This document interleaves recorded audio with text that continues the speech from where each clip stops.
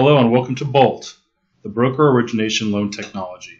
This revolutionary new interface will streamline the loan submitting process from importing your loan, pricing and locking online, running your AUS findings, and sending disclosures electronically for your clients to e-sign. This technology will save you and your loan officers time and money while streamlining the loan approval process. Today we will walk you through all aspects of this new technology, beginning with importing your new loan. To begin with, please log in with your user ID and password. Once you've logged in, you'll come to the Bolt homepage. At the top, you'll have a couple of different options to choose from. You'll have your pipeline, create a loan, quick pricer, resources, admin, appraisal, and the mortgage assurance homepage. Pipeline obviously is already live, and you can see that below. You'll also have create a new loan. Once you are ready to import a new loan, you'll basically click on Import 3.2 file. We're not going to do that quite yet because, as you can see, you also have the option to price out a loan without importing your 3.2. You have resources, which will basically bring you to any disclosures that you need in order to submit your file. You'll have an admin tab, which you can manage your users as well as manage your company and the credit companies that you're currently using or vendors that you're currently using. You also have an option for an appraisal screen, which will bring you to the AMCs that are currently approved with MAI. If you do not see an AMC on here that you'd like to use, please just contact your account executive and we'll be more than happy to approve them for you. At this point, I'm going to pass it on to Josh, and we'll take you through the submitting, pricing, and locking and e-disclosing process. Hey guys, so the first thing Kevin said when you want to import your 3.2 file is go to Create Loan on the menu bar and click Import 3.2 file. Here we're going to browse for our 3.2 file, and we're going to decide who's generating the disclosures. If you've already generated disclosures as a broker and want to bypass the disclosure process in the workflow, you will choose broker. However, if you want us, the lender, to disclose the disclosures for you, you will choose lender. At this point, you've probably already ran credit, so you will choose to reissue your credit and put in your credit reference number. In this case, I am using a dummy loan and have not ran credit, so I'm going to run new credit just for this example. After you've chosen your option, to click Import Loan.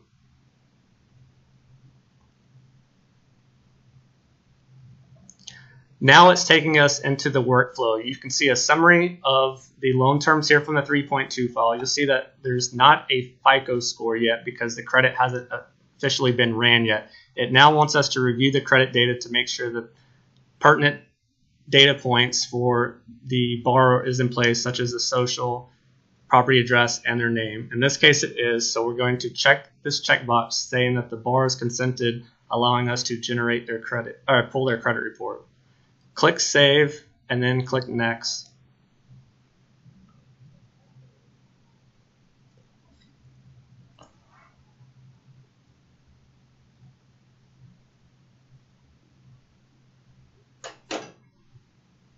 At this point, it's not only pulling the credit, but it's going to display the credit scores for each bureau, as well as give you the option to view the credit report.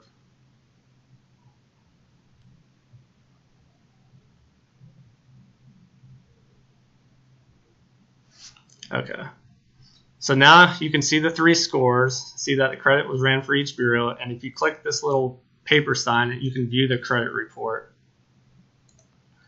After you view the credit report and you're ready to finish viewing the application, click Next. This will take you to the 1003 portion of the workflow. You can see that you've got different tabs for various portions of the 1003. If you want to review a tab, just simply click on it. On this screen, make sure that the interview date is within 3 days to be compliant. Otherwise, you will not be able to generate disclosures. I'm going to change this application date because this is an old date from the 3.2 file that we imported. You can also notice that you can go ahead and select your processor up front here.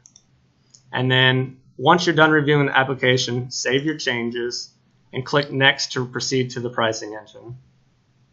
If you don't see that your processor is an option under the processor screen, please feel free to contact your account executive. We'll be more than happy to add that processor for you. That way the underwriter can correspond not only with you, the loan officer, but also with the processor as well. So here in the pricing engine, you can choose your product type, decide if you want ARMS or FHA or USDA, your origination comp, how it's going to be paid. By default, it's going to be lender paid, and use your lender paid at comp agreement. If you choose borrower paid, you can enter in a percentage or dollar amount less than or equal to your lender paid comp agreement you have set with us. We'll go with lender paid in this case on this example. We're going to escrow. If you choose to buy out our lender fee, waive our lender fee, that is going to influence the pricing and not charge our 922 fee on the LE. It will automatically calculate that lender fee in your rate. So once you have live rates, and if you've chosen to waive the lender fee, that will already be calculated in your rebate or discount points. You also have the ability to add second financing to influence your CLTV, finance the upfront MIP for government loans, and then you have an AUS response drop down to choose from. DU approved eligible is going to be the default and accepted on most loans, unless you're doing Freddie Mac, in which case you would use LP, and then GUS for a USDA loan. So we're going to go ahead and price this loan now. And the pricing engine takes a minute because it's cross-referencing each of our loan program with our different investors, as well as their overlays with the credit report. So pretty much if you get eligible pricing, for the most part, you should get an approved eligible with your AUS later.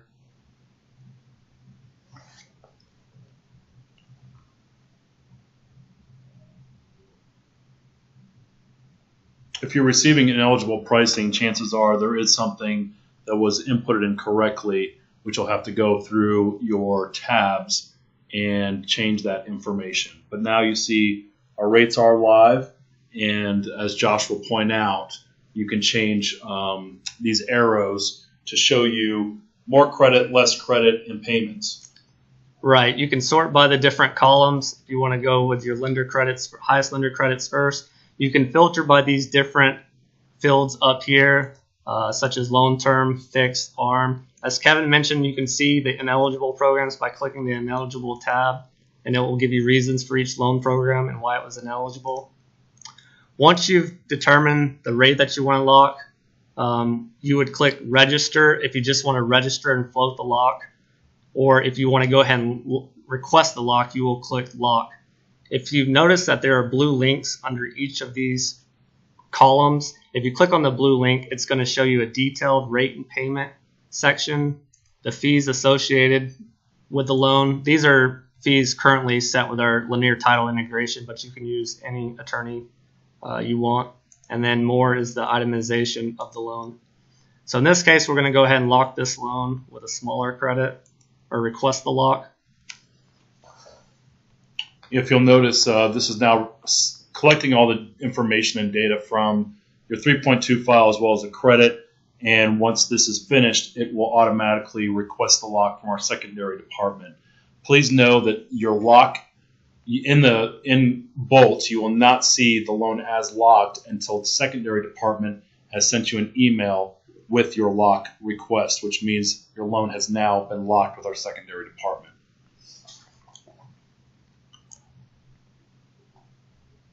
On the next screen, it's going to take us to the loan estimate to complete for preparing the disclosures. You can see the 922 fee populated here because we didn't buy out the underwriting fee for MAI.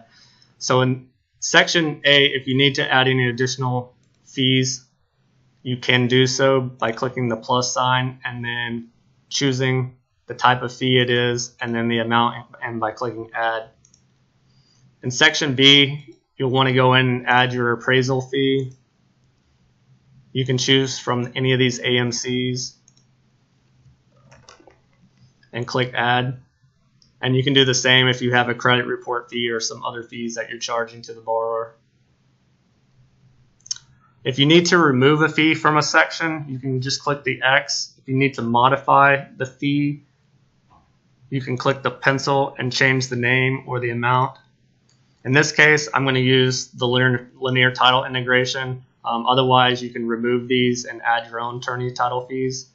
In section D, you can choose your service providers. If they're not, and if your service provider for your attorney title is not in this drop-down, please let us know and we'll get them added to the drop-down. This can also be customized in your admin section, where you can go in and put in, once again, the credit company that you're currently using, any attorneys that you're currently using. And once again, if you're not seeing that in the drop-down box, please feel free to reach out. We're more than happy to add those to these fields for you. Right. And the rest of these sections of the LE are also customizable, where you can go in and modify these amounts or drop any fees, like the prepaids and escrows, depending on if it's a purchase or refi, you'll probably want to modify. And then at the end, you'll see the total sections plus the lender credit and or discount. So once you've completed the LE and all the fees are set, you'll click Next to run AUS. You have the option to run AUS. You don't have to. If you want to skip this screen, you can click Skip AUS or click Run AUS Now. Once again, some of those fees will not pull over from your 3.2 file. So please make sure that you're reviewing your LE accurately. Any fees that are missing, please go ahead and implement them, as the LE will be generated off the information that you're inputting into that system. Right. The Fannie Mae 3.2 file is pretty much the 1003 application, so it doesn't carry over specific fees. Submitting the loan to Fannie takes a minute because it's doing everything behind the scenes, going up into Fannie's site, choosing the different options, reissuing the credit, and you're not having to do any of that. The system does that for you. Once it's done, it's going to preview a screen image of the findings, as well as show whether or not it's approved or ineligible.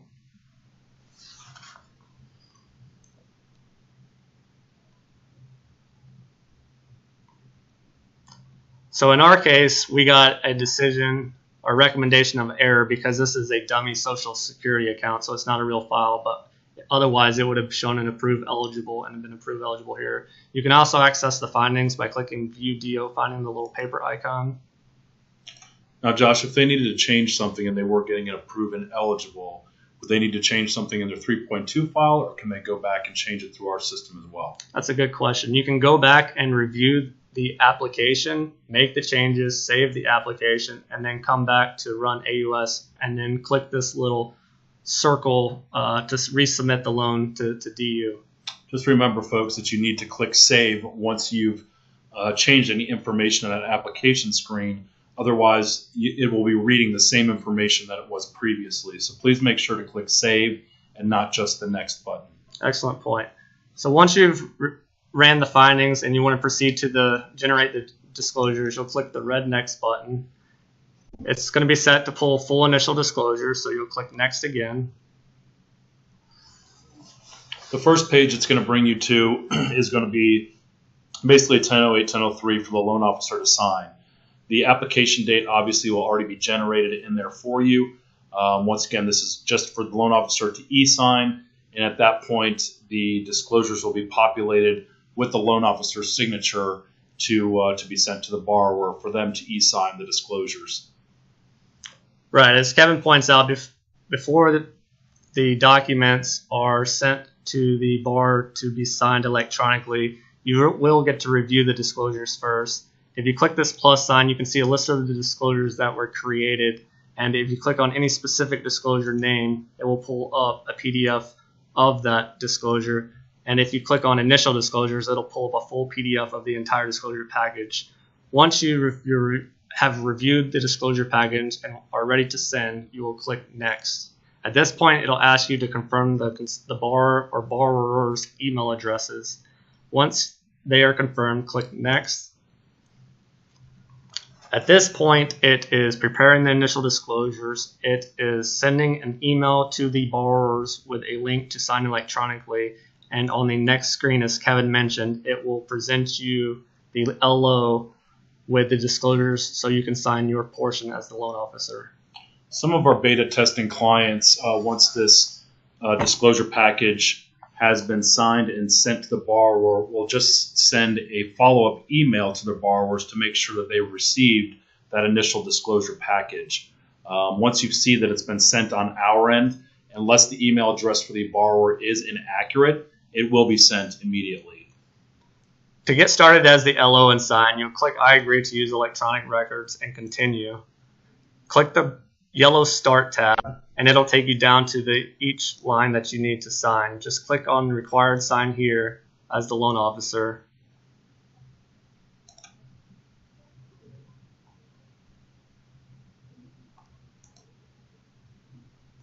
Once completed, you'll notice that yellow tab disappeared and there's a yellow Finish button up here. Click Finish.